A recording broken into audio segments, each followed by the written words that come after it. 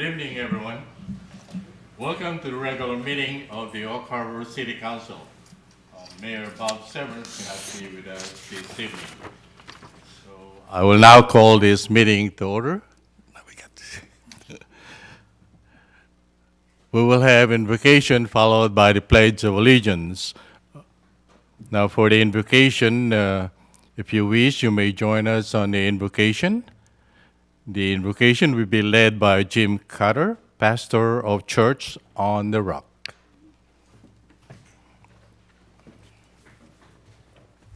Will you join me in prayer, please?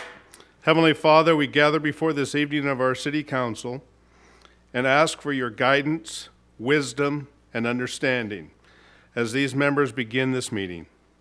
Help these, our elected officials, to engage in meaningful discussion, to clearly hear each other's viewpoints and opinions, and to carefully weigh the respective positive and negative implications of each before final decisions are made. Help them to grow closer as a group and to nurture their bonds of community. Fill them with your grace, Lord God, as they make decisions which affect the citizens of our city. We ask these things in your great name. Amen. Amen. Thank you, Pastor Jim Cutter. Join us on the Pledge of Allegiance. I pledge allegiance To the flag of the United States of America and to the republic for which it stands, one nation, under God, indivisible, with liberty and justice for all.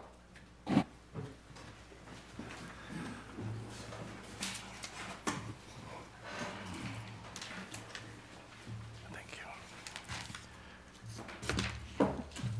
Next item on our agenda is the excused absence of council members.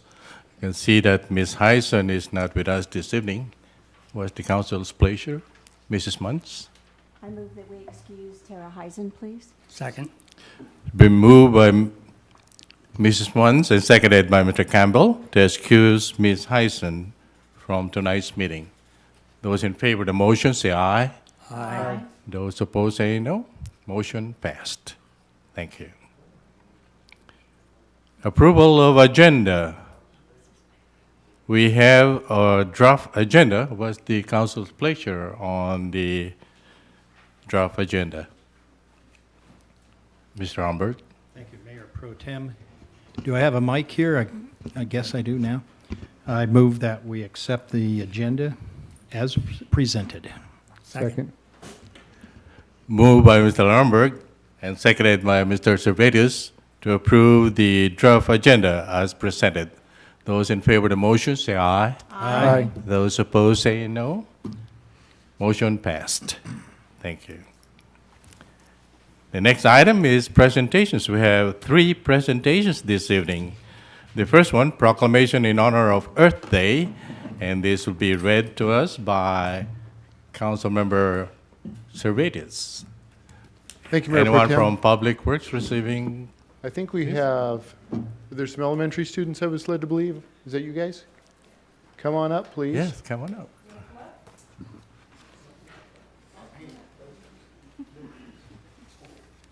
Have you guys had a chance to practice your public speaking? All right. They got them on camera there? All right, there you go. You guys are on TV if you see yourself over there.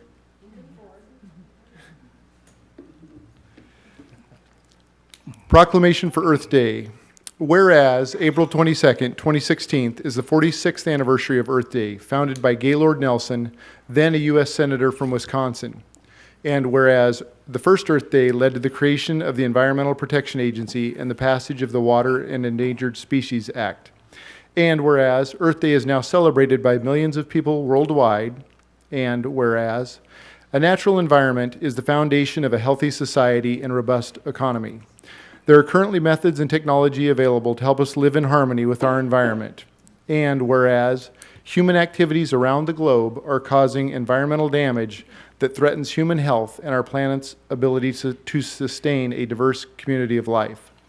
And whereas there are economic, environmental, and social reasons for state and local governments to initiate energy efficiency and renewable energy practices.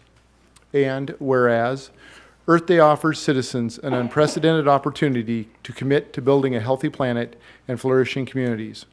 Now therefore, we, Bob Severance, Mayor, and the council members of the City of Oak Harbor do hereby proclaim April 22nd, 2016 as Earth Day in the City of Oak Harbor, and we urge all citizens, businesses, and institutions to celebrate this special observance. Signed this 19th day of April, 2016, Bob Severance, Mayor. And I am presenting it to, please speak up and let us know who's here. My name is Mary Williford, and I'm a sound water steward. And I was asked earlier this year by Carrie Totem, and Carrie is a volunteer with Broadview Elementary, and she puts together the after-school enhancement marine biology program. And Dylan, her youngest, is in the class, and I went and helped Carrie one day do a little training on environmental. We actually tried to go through some sand that we got down at Rotary Lagoon to see what was in the sand, and we found some things in there, and we looked at this poster, and the kids thought, well, we decided to write a letter. So do you wanted to, Dylan, you want to show the poster to everybody? Do you want to walk it around so everybody can see it? Okay. So the children wrote a letter to Hank Neidham, and he went so far as to actually take the poster and have it made into a metal sign, and it's going to be installed on Earth Day at Windjammer Park at the windmill. So that's what we're up to. Super, thank you. And I don't know if maybe I missed it. It's about marine biodegradables and plastics and. Go ahead. So what they did is they sorted through the beach sand and they found things that belonged on the beach, shells, seaweed, and then they found things that didn't belong on the beach, like cigarette butts and plastic cups. And every time they uncovered something that didn't belong on the beach, they came and looked on the poster to see how long it would last. And lo and behold, some of these things last 600 years. So, for example, fishing line. And that was a big surprise to some of the kids who thought 1 year is forever. So when you're in kindergarten, 1 year is a long time. So that's what we did. And it was a big lesson for all of them. And all the parents still come up to me and say, wow, my kids are telling me to recycle now. So it was a good lesson. Thank you. It's a good thing. Thank you. Thank you very much. Thank you, Mayor Walters, Carrie, Dylan, and who's the other young gentleman? My son, Cal. Cal. Thank you.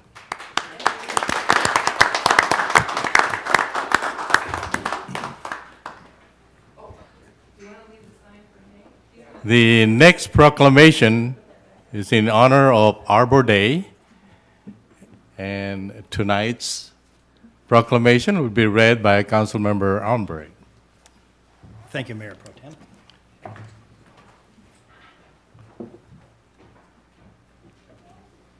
Hank, I believe you're the recipient of this, so please come up here. Good to see you again. Spend more time here than I think you should. This proclamation is in honor of Arbor Day. Whereas in 1872, J. Sterling Morton proposed to the Nebraska Board of Agriculture that a special day be set aside for the planting of trees, and whereas this holiday, called Arbor Day, was first observed with the planting of more than 1 million trees in Nebraska. And whereas Arbor Day is now observed throughout the nation and the world, and trees can reduce erosion of our precious topsoil by wind and water, cut heating and cooling costs, moderate the temperature, clean the air, produce life-giving oxygen, and provide habitat for the wildlife. And whereas trees are a renewable resource, giving us paper, wood for our homes, fuel for our fires, and beautify our community. And whereas trees in our city increase property values, they really do, enhance the economic vitality of a business area, and beautify our community. And whereas trees, wherever they are planted, are a source of joy and spiritual renewal. Now, therefore, we, Mayor Bob Severance, we'll just call him Mayor Bob tonight for a moment, and council members of the City of Oak Harbor do hereby proclaim April 29, 2016 as Arbor Day in the City of Oak Harbor, and we urge all citizens to celebrate Arbor Day and to support efforts to protect our trees and woodlands. And whereas, further, we urge all citizens to plant trees to gladden the heart and promote the well-being of this and future generations. Signed this 19th day of April 2016, Bob Severance, Mayor. Thank you, Hank. And I think Hank is going to tell us just a little bit about all the trees we've been planting here lately, the oak trees. Thank you very much. Thank you. Well, as you mentioned, it's been a busy year for tree planting. If you think back over the last year, we've planted over 300 Gary oaks, primarily out at the Boyer property. We've also, again, been recognized as Tree City USA for the 13th year in a row this year. We've had a tree inventory study done, first ever for the City of Oak Harbor. So, yeah, it's been a busy year for trees. We are going to be doing an Arbor Day tree planting project. It'll be April 23rd, this Saturday, at 9 o'clock. We're going to start planting trees at Atlas Street. And Atlas Street is that little street that cuts in off 11th, I think, there by Skagit Farmers and heads towards Home Depot. And there's a little wetland area there, and we'll be planting Gary oaks there starting at 9 o'clock. I think we might meet for 8:30 for some coffee at Whidbey if you want to join us there, and then we're going to work our way over there. So anyway, that's what we'll be doing. A few other things going on with Arbor Day. I know we'd had a essay for Win a Oak Tree that the Gary Oak Society had sponsored. And the Garden Club's also doing some planting of trees at one of the elementary schools. I'm not sure which elementary school. So there's things going on for Arbor Day. Thank you. Thank you, Hank Naidam.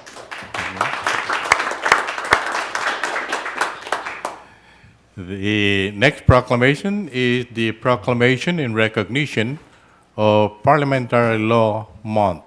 And this will be read to us by Councilmember Beth Munns. And with us tonight is a registered parliamentarian, Aaron Taggart, who will accept the proclamation tonight. April is the birth month of Thomas Jefferson, the third President of the United States and author of A Manual of Parliamentary Practice, the first American manual of its kind. And whereas the use of parliamentary procedure protects the rights of individuals in a society, as well as the majority, the minority, and the absentees. And the use of parliamentary procedures plays an important role in fostering orderly deliberations in democratic societies. Now, therefore, we, Mayor Bob Severance, and the council members of the City of Oak Harbor do whereby proclaim April 2016 as Parliamentary Law Month in the City of Oak Harbor, and we encourage all citizens to acknowledge its observance. Signed the 19th day of April, 2016, Bob Severance, Mayor. Thank you for being here. So I was talking to a fellow parliamentarian last week, and she explained to me that the time we spend in meetings is the times of our lives. And so every minute wasted is a minute wasted of our life. Parliamentary law and its observance helps us think about ways we can be more efficient while still maintaining our authentic representation of the will of the people that you all represent. So I want to keep it brief. Thank you all for the minutes of your lives, and thank you for the proclamation. Thank you.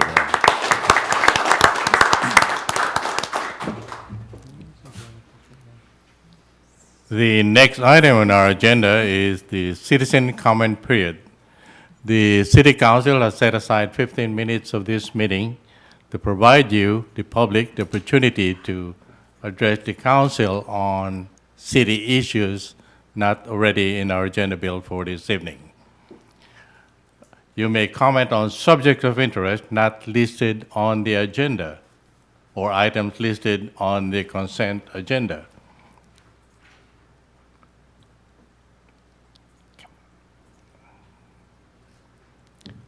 To ensure comments are recorded properly, state your name on a microphone and please limit your comments to 3 minutes.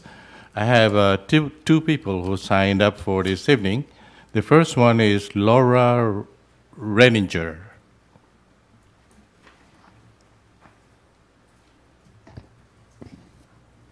Ladies and gentlemen, members of council, my name is Laura Renninger. I am the president of the Oak Harbor Gary Oak Society. Among other activities, this year our group decided to run an essay contest to promote Gary Oak planting in the Oak Harbor area. So we put the word out, we had flyers around town, we posted on Facebook. Essay contest, 5 winners will each receive a beautiful Gary Oak tree. Whidbey residents are asked to write and share about their favorite Gary Oak and why they would like to plant a tree. 5 winners will each receive a 10-year-old Gary Oak sapling. Saplings should be planted in a sunny, well-planned spot on Whidbey Island. A selection of the essays will be published in the Whidbey News-Times, and the winners will be announced before Arbor Day in April. So we got some wonderful submissions, including, I think, 8 from high schoolers at Oak Harbor High School, and a whole bunch of them from our 3rd grade class at Crescent Harbor Elementary. And I'd love to be able to share all of them with you, but I just selected one to share tonight. This is from a gentleman named Kent Schurer. I've admired the Gary Oaks of downtown Oak Harbor for over 30 years without understanding their historical significance. Now, thanks to your efforts and this contest, I have a new admiration for their contribution to our community and the struggles they face surviving into the future. After all, what would Oak Harbor be without Gary Oaks? Just another harbor. An oak tree is such a perfect metaphor for our community, strong, dignified, resilient, and welcoming to all who gather. Its survival allows us to connect with our past and gives us a sense of belonging.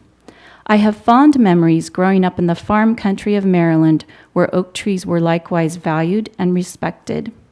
I spent many weekends hiking the rolling hills of the Appalachian Mountains with an oak canopy overhead and the crunching of leaves underfoot.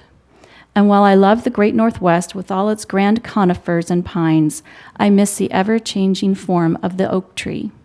The barren branches of winter, the green buds of spring, the cool shade of summer, and the golden colors of fall. Now, as I get older, I start thinking of retirement and the world our children will inherit. For the last several years, I've been restoring several acres near Mariners Cove and the surrounding woods. I've enjoyed endless weekends planting trees and shrubs, including western cedar, Douglas fir, paper birch, bitter cherry, and Pacific madrone. I hope to preserve the natural beauty of this area along with its wide variety of habitat and wildlife. Deer, coyotes, eagles, and ducks are regular visitors, even an occasional elk. But thanks to your campaign, I realize I'm missing a star, the Gary Oak. I found a special spot for this star at the edge of a field with lots of sunshine and a view of the Puget Sound. And while it will start small, it is an investment in the future that will grow and multiply to form an oak grove. I dream of friends and family gathering for generations to come, just as natives and settlers have gathered for generations past. Excuse me, sorry to interrupt you, Ms. Renninger. It's been 3 minutes. What's the council's pleasure of suspending the rule on 3 minutes? I move we suspend the rule. Let her finish. We don't have very Let her many continue? people. Okay. It's a short agenda tonight. Thanks. That'll be good. You may continue, Ms. Renninger. Thank you. So we got a total of 31 entries, including, as I mentioned, some from the high school and some from the elementary school. And we are in the process now of voting, and winners will be announced by Friday, April 29th. I also have some brochures I'd like to pass out to council. These include Gary Oaks Society business cards and brochures from the published from the U.S. Department of Agriculture that talk about Pacific Northwest oak communities. And as I just quickly wrap this up, there's 5 things you can do to help. Number 1, protect existing oak communities. Number 2, remove conifers growing around oaks. Number 3, eliminate invasives from oak communities. And in our case, that would be the English ivy. Number 4, plant oaks in new areas. And number 5, reestablish native plants. So I'll just pass those around. Thank you. Thank you for your Thank time. you, Ms. Reininger. The second one is sign up Pastor James Carter. Would you like to speak? Or? That was a mistake. Thank you. Thank you very much. Anyone else from the audience who would like to address the council? Second call. Third call. Floor is now closed for citizen comment period. The next item in our agenda is the consent agenda. What's the council's pleasure on the consent agenda? Mr. Servatius? If I may, since we have a parliamentarian sitting here, I know last month Mr. Taggart said there's a way to expedite this process with 5 words, and I forgot those 5 words. Is this an appropriate time for those 5 words? If there is no objection, the consent calendar will be adopted. If there, one more time, please. If there is no objection, the consent calendar will be adopted. And would normally a council member say that, or the presiding officer? The chair. Okay. If there's no objection, If there's no objection, the consent agenda will be adopted. it is adopted. No objection? Very good. Thank you very much. Thank you, Mr. Servatius. Thank you, Mr. Thank you. We Taggart. have parliamentarian on the audience.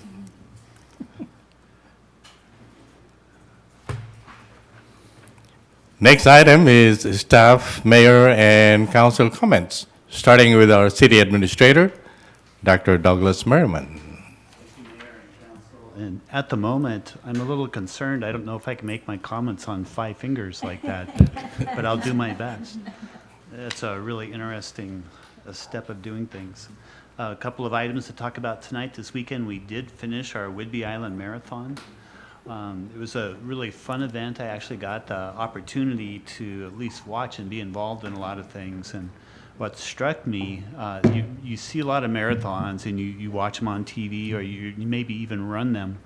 I was out at the bridge at 6:30 to see the start of the marathon, and I stopped by Cornet Bay to do a couple things for the half, and got into town here just in time to see the first finishers of the marathon come across the finish line. And it's truly amazing to think the distance they covered, the neighborhoods and all the places they went, and they're there in 2.5 hours at the finish line. You know, it's an incredible feat when you really watch it and see that happen. I don't think I'll be out there next year, but it is a good, fun thing to watch. The event went well. There was a lot of attendees. We'll be having our staff briefing to get the final numbers and everything to bring back to council. But it seemed like a really good event. We had some council members running out there, as well as city staff and others, so it was a really fun event. Staffing, we're very busy in our people area right now. Human Resources sent me up their list of what they're filling right now. Of course, we have a HR director position that is open and will be closing on May 1st. So we're still a week and a half, 2 weeks away from looking at the candidates for that. We have 2 entry-level police officers. Our finance director, Patricia Soul, actually started yesterday. She's here tonight, but I'm not going to have her come up here yet. We'll bring her to the workshop next week with others to introduce her to you. In addition, we have 6 seasonal laborers, paid-on-call firefighters, and a program assistant at the senior center. So Kim downstairs in HR is the lone person down there right now. She has her hands full, but we'll get through that, and she's doing a great job down there. For meetings, we have 2 coming up.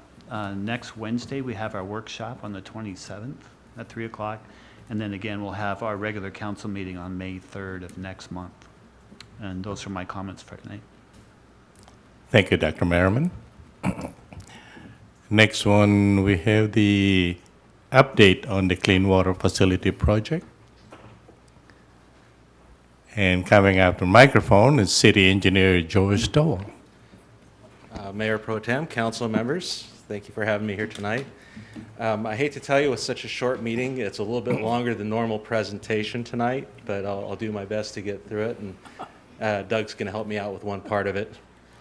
So I broke it up a little bit differently tonight. So I broke it into construction, Windjammer Park integration plan, brief just touch on the schedule, funding, and public outreach. So on the construction side, when I hit this, it's going to go into an animation. But this is what's happened over the last month on the site. You can see they have the sheet piles already installed, and they've been excavating the dirt out of the middle. And in a moment here, you'll start seeing the tiebacks going in. It's kind of, they look like rapid-fire little guns going along the side here. The silo that you see off to the right is, it's for grout for the tieback operation. And, well, you can tell when the weekends are because all the animation stops. But they have moved a lot of material in the course of a month. It's been very impressive. And towards the end of the presentation, or the animation, you'll see that they actually get to what is going to be the bottom of the site. And I have another still in a moment that was taken just a little bit before the meeting, so you can kind of see. That's what it looked like about 4 o'clock today. So the darker area in the center, there's actually a little bit of water there. That's about where the bottom of the hole is going to be.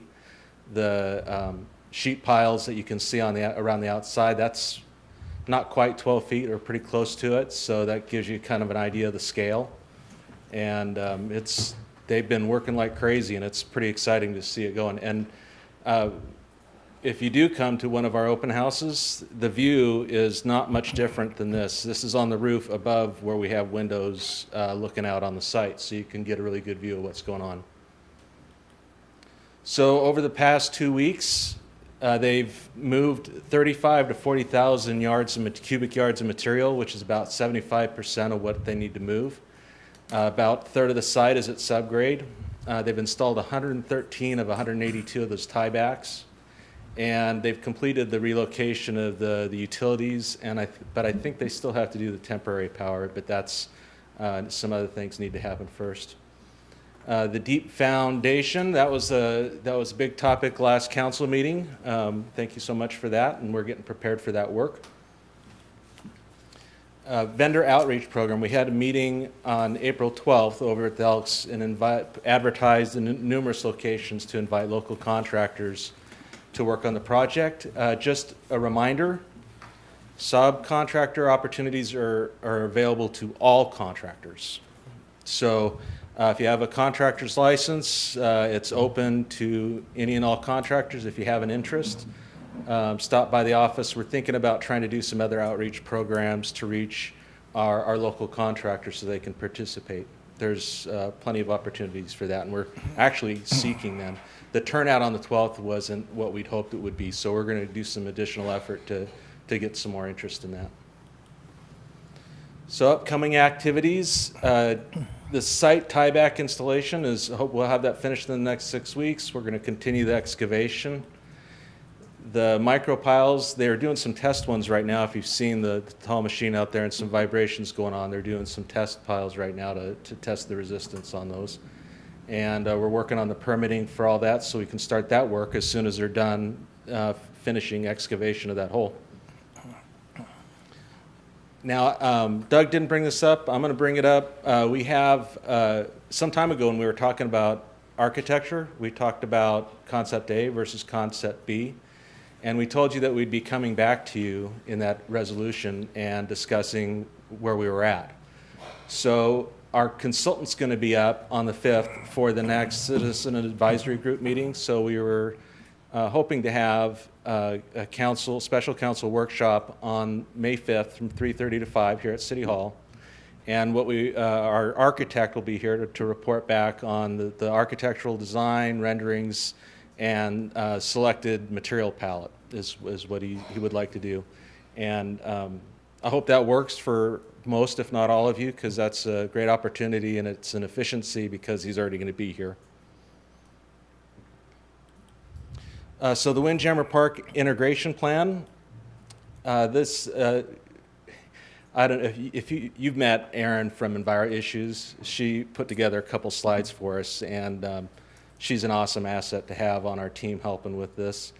So on March 29th, we had an open house and community advisory group meeting. There were about 30 plus from the public in attendance, in addition to all the staff that was there to help with the presentation.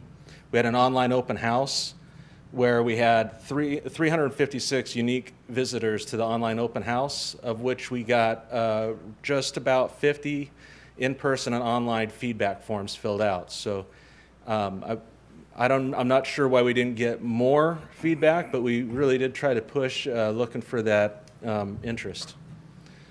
So from that feedback, this is just a 10,000-foot overview. We still have to sift through a lot of this, but a lot of it is, family orientated. The splash park came up.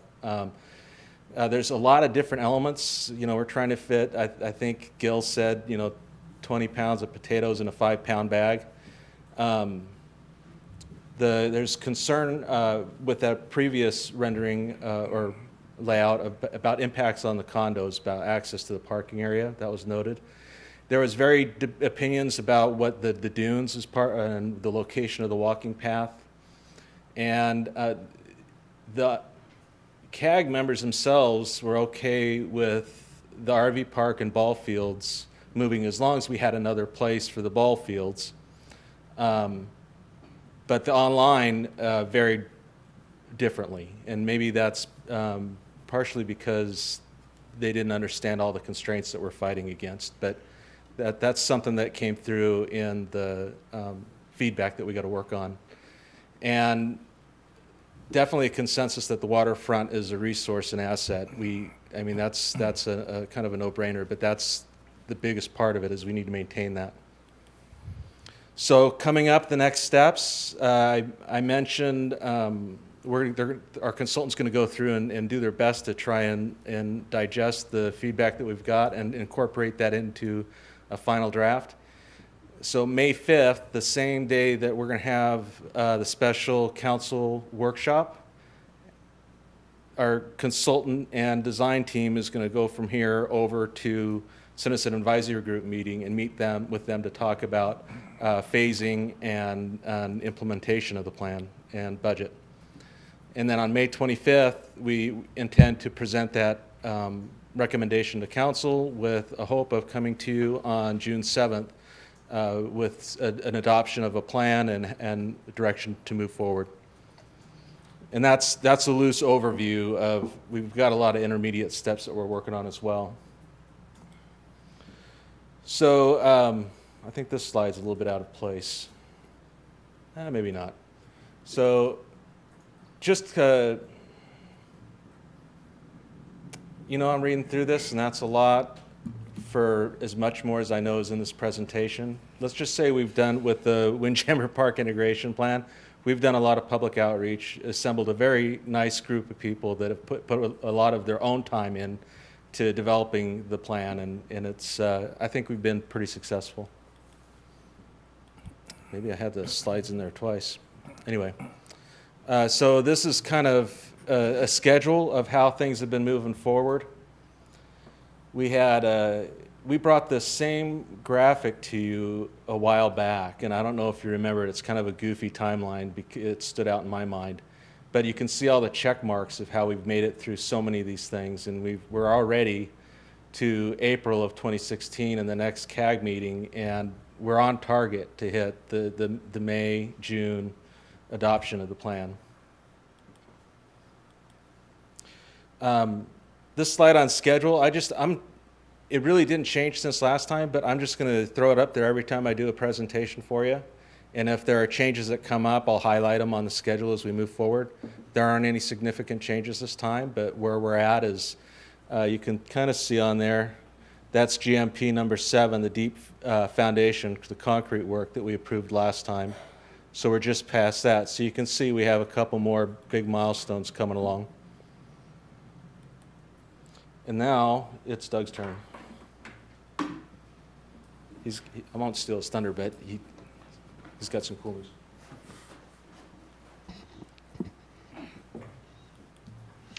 It's been a busy day today as far as the funding side of the project. We actually did our bond sale this morning. It closed at 8:30, and we had some good news from that. And I'll go over a little bit about the bond sale and how that works. When we go out to the market, there are two different ways we can do a bond sale. There's a competitive method, they call it, and there's a negotiated method. And I've put those both on here. A competitive sale, this is where we advertise out in the market that we're going to be doing a bond sale. And that's where I went down to San Francisco, met with our rating agency. We got the A+ rating on our bonds. And then we put a prospectus out to the big brokerage firms to let them know we have a sale coming up. The difference really between competitive means you go out to the underwriters who take those bonds you're selling and put them on the market. You put them out to bid, so the different brokerage firms will come and bid on that. What they bid on is interest rate, and what you're looking for is to get a firm to come in and bid on interest rate lower than the other competitors. In a negotiated sale, you select an underwriter, just one, and then you negotiate the terms of that bond issue. The pluses and minuses I see on that is over the years I've seen negotiated sales typically happen when an entity has some problems selling their bonds. Maybe their bond rating didn't come out that great, or there's some other aspects to it that they need an underwriter, just one, to help them put that out there and market those bonds. On the competitive side, I see that really the bid process itself is using the market to drive down those interest rates are going to do. One of the things I looked at a couple of weeks ago when I was deciding between the two is what our bond rating came out to be, an A+, the size of our issue at $25 million. And the other thing is we've seen the bond market come down a little bit over the last 3 weeks or so. There was quite a bit of rumor out on the market that the Fed was going to raise interest rates 4 times between now and the end of the year.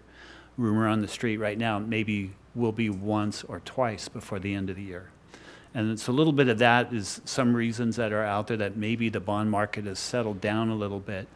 And I was keeping my fingers crossed because that's exactly what you want to see happen before you go out and sell a bond issue like this. So our target that we had used in our model so far was 4.5%. At one time, you may remember, we were actually at 6%. We've stepped that down over time. So this is kind of what happened today. We had 11 bidders file that they were going to submit bids this morning. We closed the bidding at 8:30. So you get a lot of the East Coast bidders and everybody on there early in the morning. So we had an early morning today. These are the 11 that applied. You can see we have some big hitters in there. There's Wells Fargo, JP Morgan, Bank of America, Morgan Stanley. And there's some others that aren't as familiar, but there's some of the big underwriting firms out there nationally. When the clock ticked to 8:30 and we actually closed, we had 8 of those 11 bidders actually submit a bid, and I put their bid times on here. As you can see, it's open for a couple of hours, but everybody waits till the last 27 seconds. Kind of like selling your bike on eBay. I think everybody just waits and sees what's going to happen. The only thing is they cannot see who else has bid or if any other bids have come in. So it's kind of interesting to see that at 8:29 and some seconds there, you had 4 of the bidders coming in right on top of each other. The results of that bidding are this. Remember, we were looking for 4.25 to 4.5%. These are the bids on the interest rates that came in. It was really interesting. I was on a conference call with our bond attorneys and the trading desk down there, and they were making bets on lunch today if it was going to be under 4% or not. So it's interesting to hear how silent the room went when we clicked on this slide and saw that our low bidder came in at 3.43%. That was an amazing rate to get. One of the things that's interesting to see on this, and I'll go to the right over by Mrs. Sparsa, is you look at these interest rates, and you can see this one is 3.4%, this one is 3.8%. That's a 0.4% difference, or what we call 40 basis points. And you usually don't see that. Usually, when I look at this group here, in fact, I'm going to move us up a slide or two. There's our low bidder, 3.43. When I look at this group right here, they're very close together, 3.6 to 3.8. That's typically what you see like that. And that tells you a little bit that probably the market perception out there was around 4%, and they're bidding, so you're going to see them bid a little bit lower to try to beat what they think that perceived market is.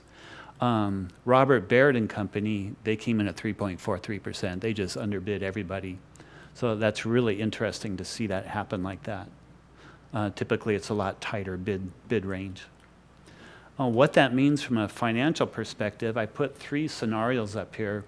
We have the first one is the estimate that we were doing, and that's at 4.5%. These are 20 and 30-year bonds, so it's out there that far. And when I ran the amortization, what it would cost over time, this is the total payments over the life of that bond issue. So basically, you have $25 million in principal, and then about another $28 million in interest to give you that $53 million total.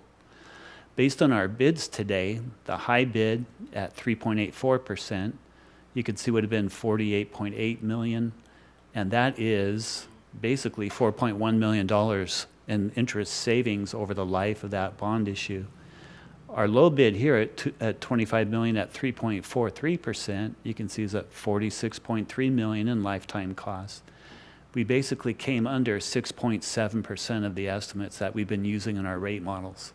And that just shows the effect of that bid coming in so low like that. And again, how I talked about your bids are sometimes pretty close together. Even the interest savings just between the high and low bid was $2.5 million over the life of the funding package. It's a lot of numbers in that, but it's also a lot of money savings over a 30-year period.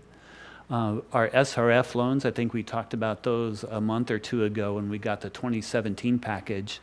If we had just issued bonds like this first scenario right there at 4.5%, I've calculated that out for the entire project. And then I've gone and calculated what our SRF funding impacts have been. Just from the SRF loans, we're saving, I think it's about $55 million over 30 years. This is adding another $6.7 million. So somewhere, all the effort that we've put into these SRF loans and that staff has done putting these numbers together, we're somewhere between $60 to $65 million in interest savings over the term of that funding package. And we're very, very happy with that. We're not done though yet. There's still, we have some tricks up our sleeves we still want to do, and it's always good to be looking ahead. Now this is a graph I put together, and what this is representing is each bar is a year. And this is our mortgage payment basically on the treatment plant, the way it is structured today. And this represents the bonds that we sold. We're paying interest only for 20 years, and then the principal kicks in later. There is the possibility, and the feds have already done this, that we would be able to refinance SRF loans out to 30 years. Right now, the longest you can go is 20 years. And that's why you see, if you think of it here, so you see our payment going along here at about $5.3 million, and then it drops. Well, that's because we've paid off all these SRF loans. So 20 years from now, we would get a nice rate decrease because of those bonds paying off.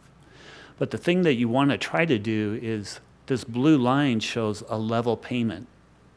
And what that does, it takes rate shock out. Even though this is a nice rate drop later, this gap represented right here is a lower rate scenario. Why can't we pull some of that forward and see if we can lessen some of the rates today, if that makes sense how I say that. So what I did on this bond issue, I made some of these bonds out in this area what we call callable. That means if we want to pay them off today, we can. So thinking that the feds might allow that, it'll take 2 or 3 years for that to trickle down to the state level to where we can refinance these loans. What I want to set us up for is to do this. You can notice in this scenario, we have a level payment all the way across. The SRF loans, represented by the green, red, and blue here, go out 30 years as well. In a sense, what this would do is we would pull some of those bonds over, and remember how we had about a $5.3 million loan payment that first 20 years? It would bring it down to about the mid $4 millions. That's a 20% decrease in the mortgage payment over those years. that mortgage payment, that size will be about half probably of the operating costs of the plant, which means you can do, if we can pull this off in about 3 years, then it goes through, it'll be about a 10% decrease in sewer rates at that time. So we don't know for sure that that's going to happen, but I have set the bonds up so we can call those and refinance them and set up this scenario if that comes to fruition. And that would give us some good rate relief on this project when it's done.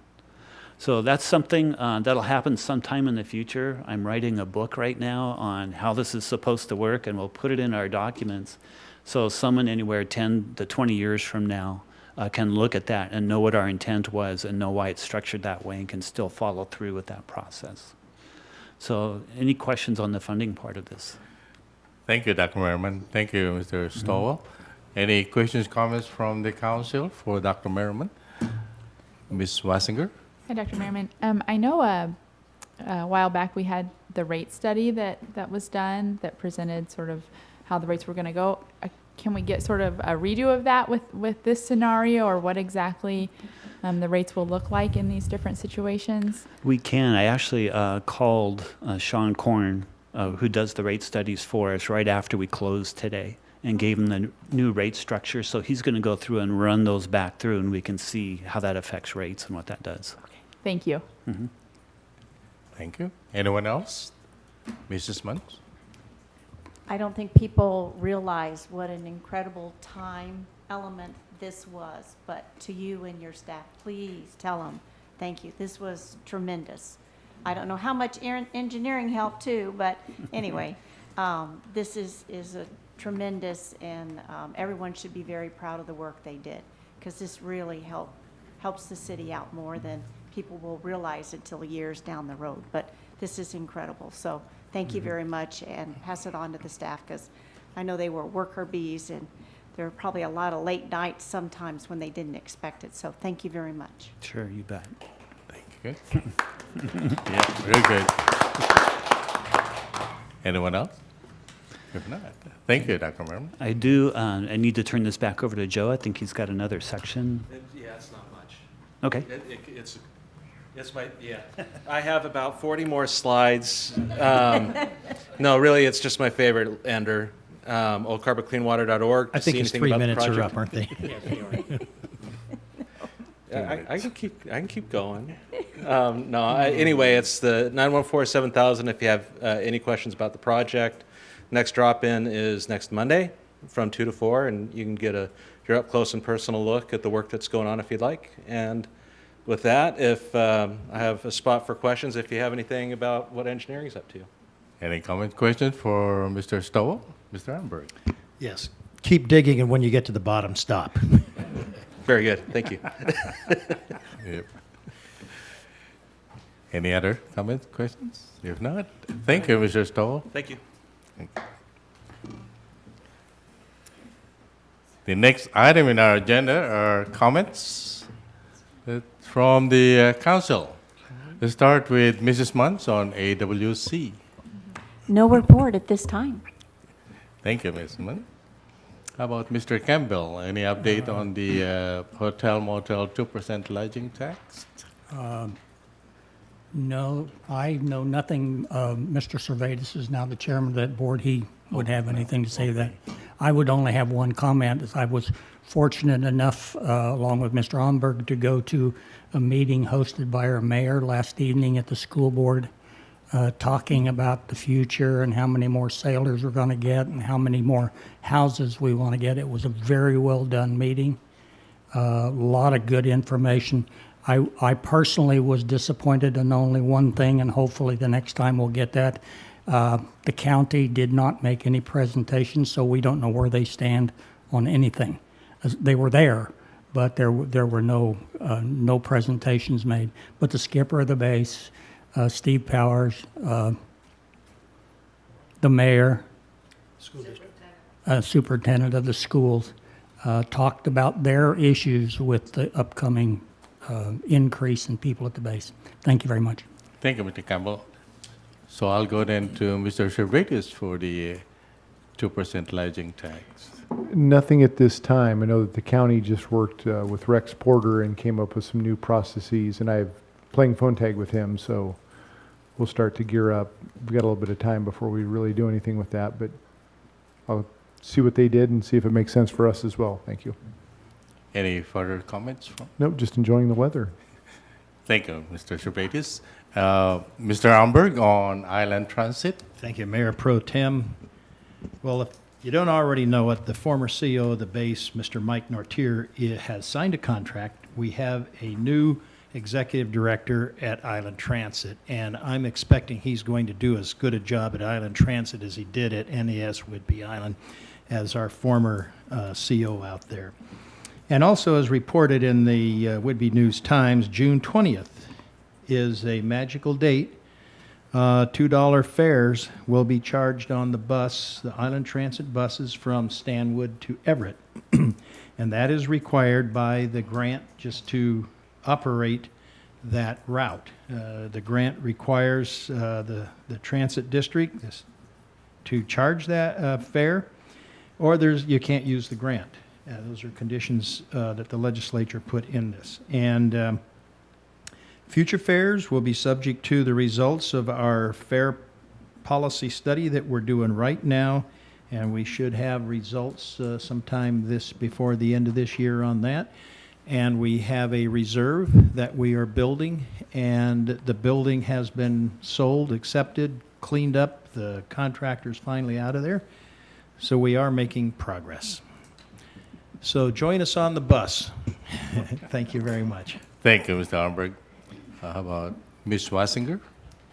I'd just like to second what Dr. Merriman talked about, how fun the Whidbey Island Marathon weekend was this past weekend. I participated for, I don't even know, maybe this was my fourth or fifth time in various links of the race. As I get older, the distance declines rapidly.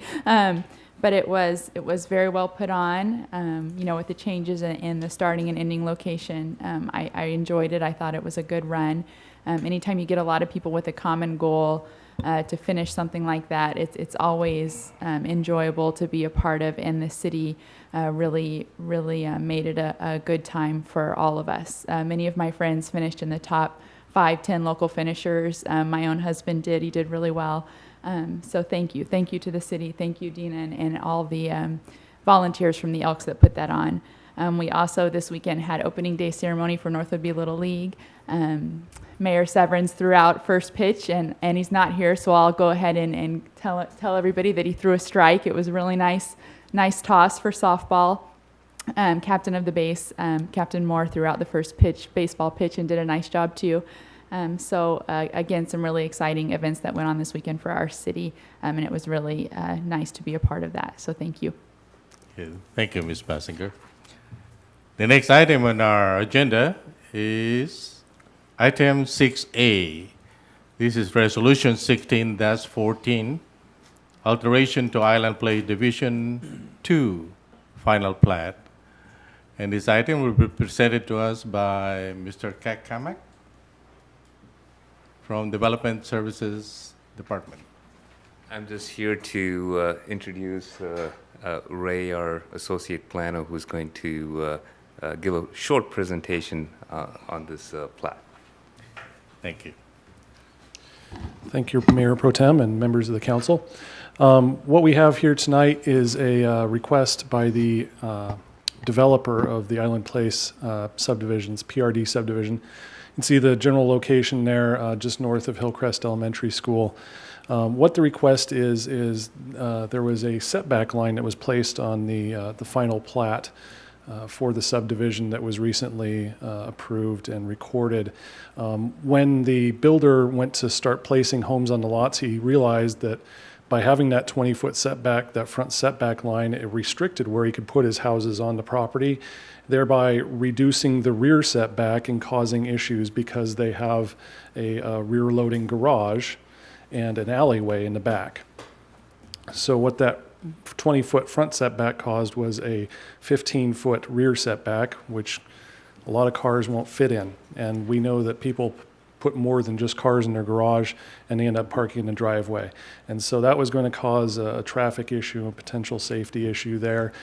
Plus, the builder felt that he was going to have a hard time selling houses, to be perfectly honest. So he requested to remove that 20-foot front setback line, which will allow him to place the homes with a 20-foot rear setback, giving a nice long driveway there for parking, and then making it so that that front setback is a little bit staggered.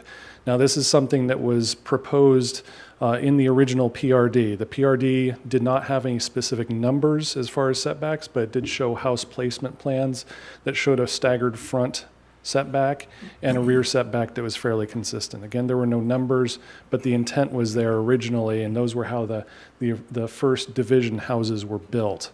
So the proposal here, and this is the criteria that comes straight from the code, what they are all required to do is A through C or D or E in this case. The original way that they had it, that wasn't necessarily exactly the same as the PRD approval, but still legal by the code, had that 20-foot front setback, which was okay because they had a rear loading garage. What they're requesting here is to do D, essentially. No two adjacent buildings on the same side of the street may have the same front setback. So it still meets all the code requirements, it just meets them in a little bit different way, and it makes it so that the construction is a little bit easier, a little bit more aesthetically pleasing, and it makes it also, I think most importantly, so that that rear parking area is available for people to use. So what we have is essentially this change here. This is the before, the one that was approved in January, the plat that was approved in January, and this is the after. You can see that there's a line there, and there's not a line there. So that's essentially the entirety of the change. So that's all I have, if you have any questions. Thank you, Ray Lindenberg, Associate Planner from Development Services Department. Before I go to the council, let me open the floor for public comments for this agenda item. The floor is now open for public comments. Second call. Third call, public comment period is closed. Let me go to the council if you have any comments or questions for Ray Lindenberg.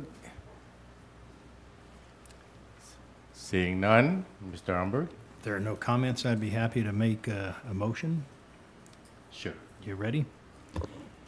I recommend that we approve, I make a motion that we approve Resolution 16-14 authorizing the alteration of the final plat of Island Place PRD Division 2. Second. Moved by Mr. Umberg, seconded by Mrs. Munns to approve resolution number 16-14, authorizing the alteration of the final plat of Island Place PRD Division number 2. Any discussion? Further discussion? Seeing none, those in favor of the motion say aye. Aye. Those opposed say no. Motion passed. Thank you. And that's the first and last item on our agenda. Move for adjourn. At the pleasure of council for adjournment. Move to adjourn. Second. Moved by Mr. Campbell, seconded by Mr. Chavretius to adjourn the meeting. Those in favor of the motion say aye. Aye. Those opposed say no. Motion passed. Thank you, everyone. We're adjourned. I want to make